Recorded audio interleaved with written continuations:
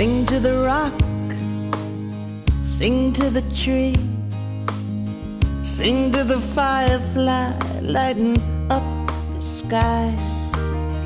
Sing, sing to the sea.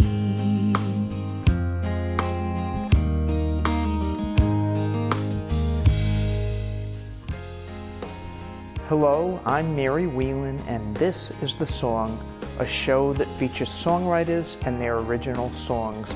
And today I am very pleased to welcome back Jay Stryker. Thank you, Mary.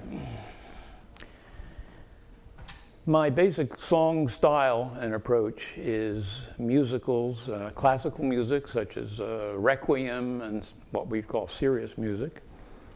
And more recently, I've been challenged with the possibility of writing some ballet music where I have to be thinking of motion of dancers. It's a whole new thing for me. And I find that being free of the words can be a help because the music and the words need to mesh. And sometimes the word wants to push a melody note, or a melody note wants to be extended, and the word isn't there for it. So I said, wow, this is actually easier. I'm enjoying it. One of the musicals I'm still working on is called In the Park. It's set in the 1920s, 1929 to be exact, in October of 1929 to be very exact, just before the Wall Street crash. And the songs, the words of the songs carry an optimism. I'm afraid I can't sing these. My singers are all out of town or doing other things. But one is called Up and Up It Goes.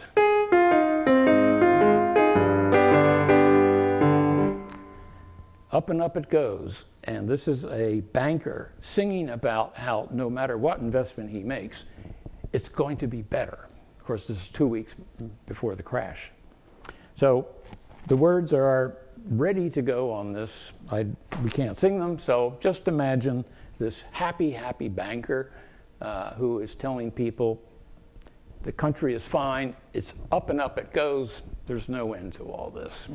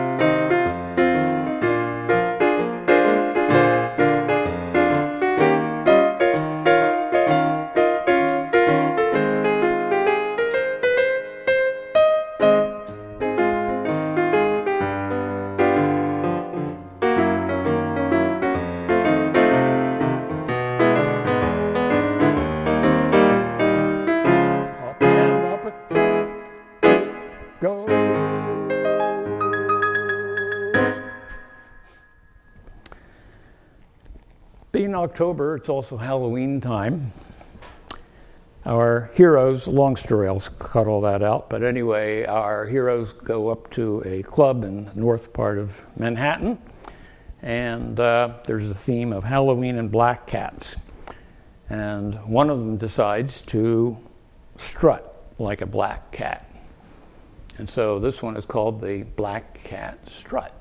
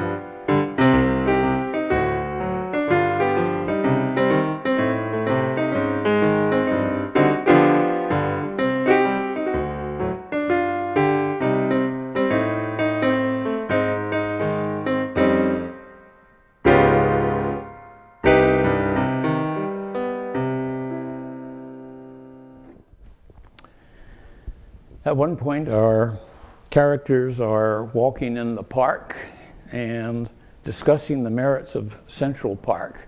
Part of the theme is boy meets girl, girl meets boy, New Yorker meets upstate New York, and vice versa.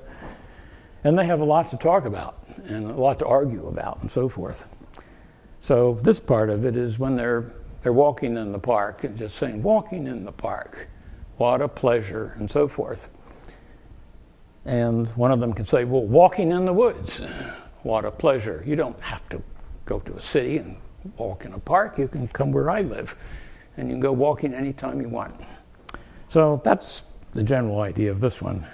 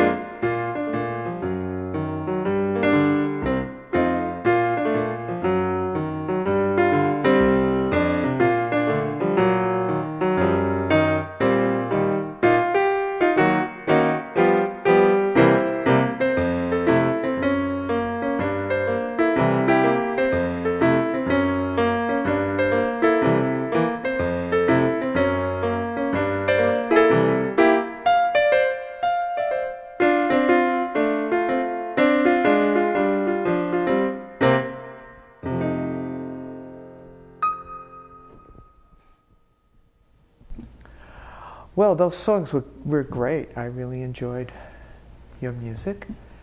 And now you were on before. Yes. And before you had your granddaughter on to sing the songs. She was my helper for singing. Uh-huh. Yeah.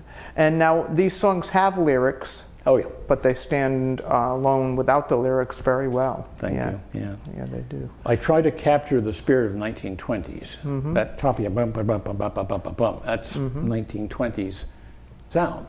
Yeah. And you can think of the Charleston and Mm-hmm. many of the famous hit tunes which carry it. So I've had some people say, oh, is that from such and such? And I say, who, what? Oh, yeah, it was a play in 1924. I said, no. But I go, yes, I've captured the essence of it. So that's the purpose. Now, how was these songs inspired? What was? The songs were inspired by just a very small scenario, a description of folks going into New York City, basically coming from the land, from the countryside, to make more money. And the actions that occur there between different backgrounds, different economic levels, different expectations. So I've tried to build into it a certain amount of tragedies, one of which is a subway tunnel collapse, which was due to the people who were bankrolling the building of the subway tunnel didn't want to spend too much money on maintenance. And one of the air compressors failed, and the walls caved in, and this particular young gentleman who was from the country was killed in the collapse of the tunnel later on. In fact, I'll play that. This is the last time I'll be thinking of you, is a song that's sung by his girlfriend waiting for him at home, and she doesn't know he's been killed, and she's going to wait a long time. So that's supposed to be a tearjerker episode within the musical. The idea is to try to capture as much real life as you can. I'm not trying to make it happy Disney type of thing, but not tragic either. So walking the middle line between the two. Great. Now you're writing the music for this musical. Are you also writing like spoken dialogue as well? Yeah. Wow. So, and general stage directions, but not, you know.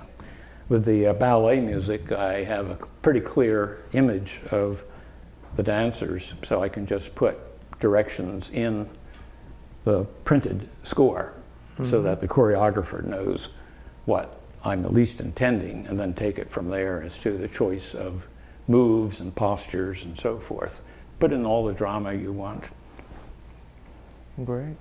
Now, you want to talk a little more about your like songwriting process? Like you mentioned, you usually do the melody first. Yeah, I usually get a melody idea, and then words start to come.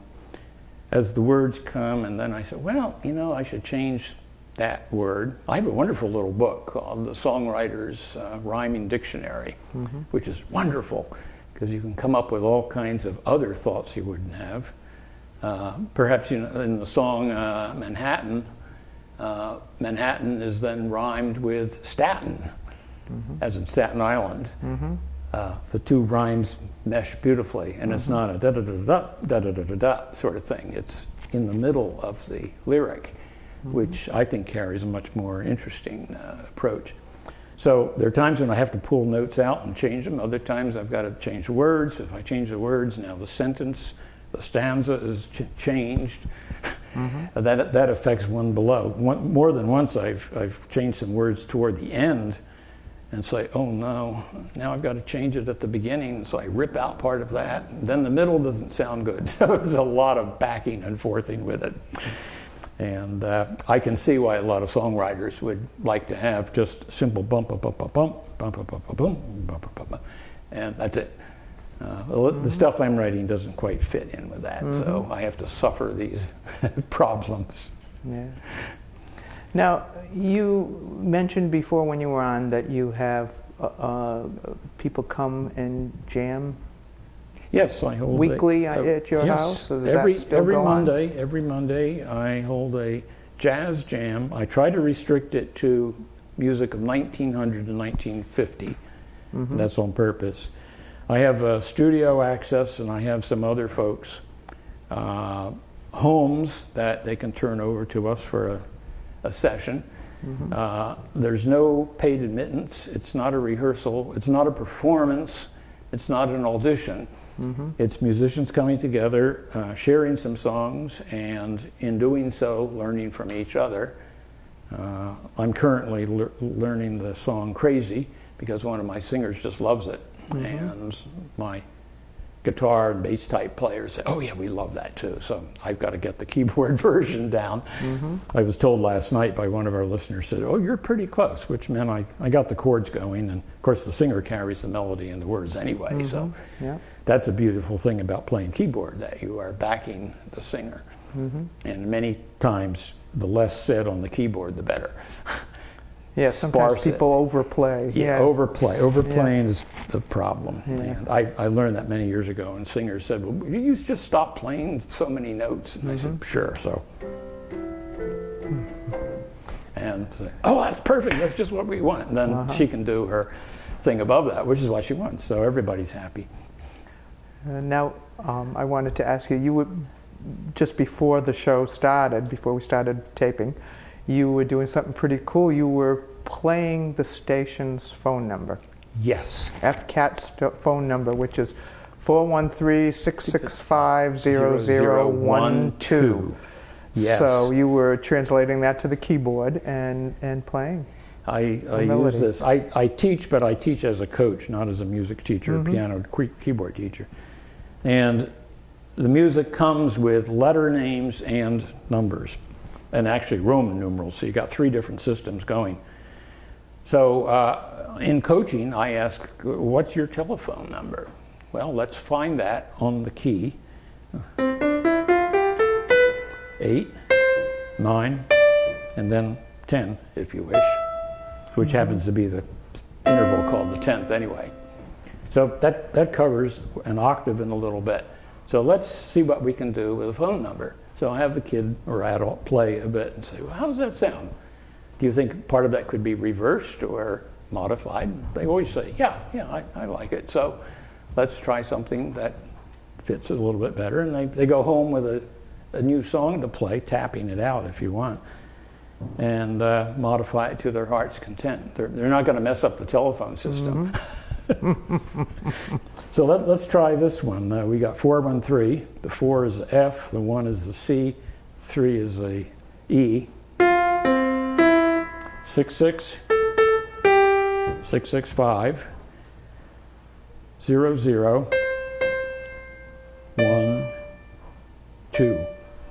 Let's try that again. 0, 0, 1, 2. Then we can do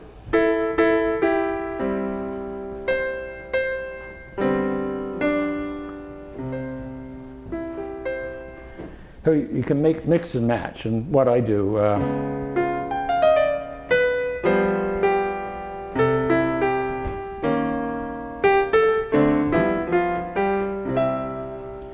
so you get little fragments of melodies, and if you're, as a writer, you're stuck. I recommend the system. Just play your own phone number and some other people's, and then you can play it backwards. It doesn't have to be, it's a phone number out in the air. You're not going to damage the telephone system. And I was thinking it would be really cool to have ringtones with based on your own phone number. I think that would be very nice. That would be really cool. Yes. Easily anyway, done. Yeah. So I know that you, because I used to run the senior center around the corner. I know you play there like once a month. You used to play there to celebrate birthday, so you volunteer your time to do that. And are you doing performances elsewhere too? Yeah, I'm doing other nursing homes and sometimes intensive care visits and so forth. I enjoy it because I can watch the audience. In a way, it's a captive audience, but it's also a group of people who don't get much going out to any show, and mostly have either background music or television or whatever. So a bit of live music is always cheering. I started this back in 1969-70, playing at the what was then the Amherst Nursing Home. And I can remember a few people being kind of wheeled in and sitting there and looking as if they're half asleep. So I would play what my father calls happy music, and they would start waking up and then tap and so forth. By the end of it, there's some of them are turning rowdy old ladies who are kind of banging on their wheelchair and jumping in their seats and so forth. And I just found them, and many times the medical staff said, you really made their day. That just made them feel happy, and that makes me feel happy. So that's my pay for it. It's just wonderful to do. And it's real important for people who have any issues with memory to be hearing some of the older songs that you play. The Alzheimer's people, the memory people, they think, oh Oh yeah, they remember the lyrics and yeah. they'll start singing along. Yeah, and they might not remember something from 5 minutes ago, but they can remember those old songs, and that's really important. Yeah. I've got one 100-year-old singer who is still in fairly good shape with a good voice, and she and I do Summertime almost every time I play at her place. Oh, although some of the other folks have said, no, not this time, we're getting tired of it. she's a one-song girl. But, I feel like that's a good very song to sing in the middle of winter when I'm cold. Yes, that works, that works. Warms me up. Try it sometime. Well, anyway, sometimes we have people from really far away, but you're local. I'm you're so close. right here in town. Walked, but yeah, I could have walked. And you could have walked here. Almost. Yeah. Almost. So, you know, there may be people in this area who might want to contact you about possibly performing and whatever. How would they reach you? They can reach me through FCAT. Okay. All right. So they'll contact you. Yeah, and they can get a hold of me that way. All right. No, I do play at various venues. In fact, I've been around here so long that I've played at the 1704 restaurant, which has since been even demolished. Maybe it was my playing that caused that, but people say, "Where have you played?" Well, I played at the Polish Club and at a downtown restaurant, another downtown restaurant, an art gallery, birthday parties and such, whatever. I try to do it to fit into a sort of schedule, but I'm not also in competition with my musician friends of just going out and doing gigs when they need the money. I don't eat anybody's lunch. If the venue doesn't have any money, they're not going to hire another musician. I'll step in. I'm happy to do it, but I'm not going to take a job away from another musician. Okay. That's ethical, I'd say. Well, why don't you do a couple more for us? Okay, I'd be happy to. This is again in the park. This one is called It's a City That Makes You Like It.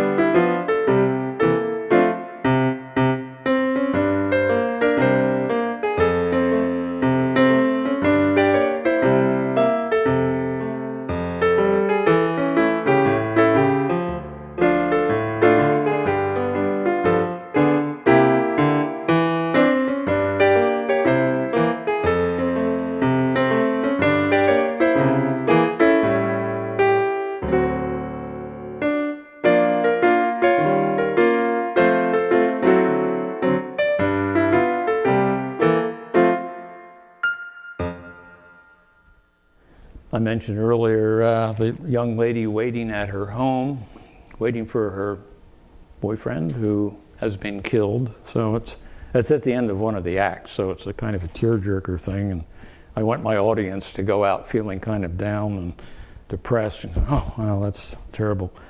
Just to put emotional content into it, because too much happy music doesn't really carry it either. So this one is called This is the Last Time I'll Be Thinking of You. And it goes on with the lyrics. And then finally at the very end, she finishes, this is the last time I'll be thinking of you until tomorrow, waiting for him to come.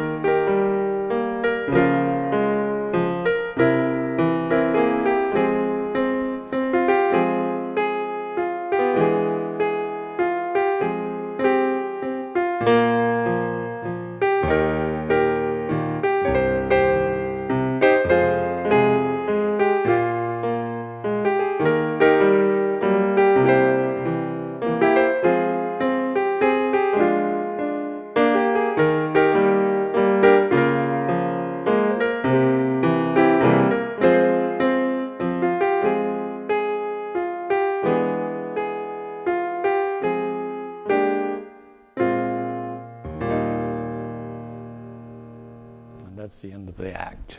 Last time I'll be thinking of you, and she says, until tomorrow. One of the earlier musicals is called Dance in the Sunshine, and I believe my granddaughters sang this last time, but I like to play that one again. It's called Circus Song Rag, and the very brief story is that a bunch of kids in the American Midwest in the 1920s is waiting for a circus to come. It's in July, and it turns out because of a delay in the circus getting there, they're going to have the circus on the 4th of July. And all the kids are excited, but they say, is it going to happen? No, you can't have a circus on the 4th of July, and so on and so forth. So the kids are debating that. And so this one has, here comes the circus in town. Lions and tigers and elephants round, on and on and on. So.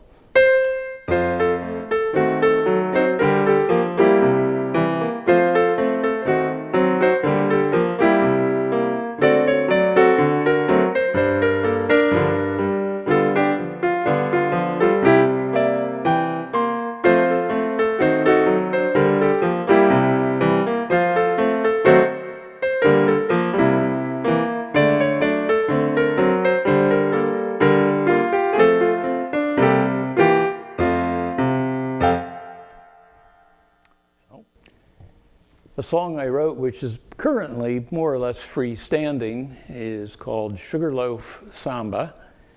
It's based upon our famous Sugarloaf Mountain here in South Deerfield. However, there is another Sugarloaf in Maryland, and there's a famous Sugarloaf in Brazil, and in a bunch of other places. So this is kind of a generic song, and I cast it into kind of a easygoing mood. So I hope you enjoy it.